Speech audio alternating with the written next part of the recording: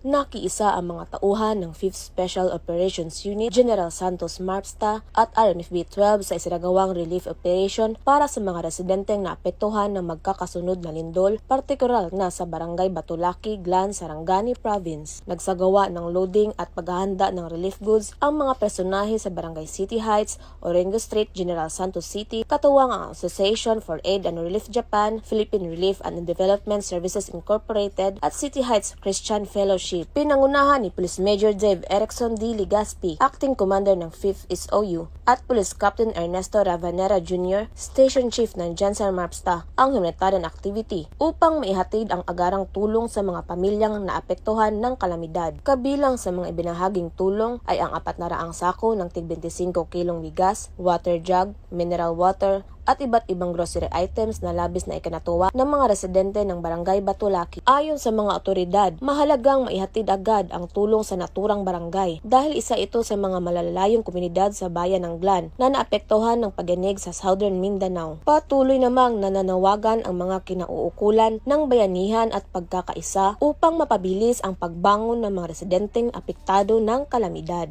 Mula dito sa Barangay Batulaki, Glan, Sarangani Province, ako ang inyong PNN correspondent, Patrol Woman Aldin Canazares, alagad ng batas, tagataguyod ng Balitang Pulis.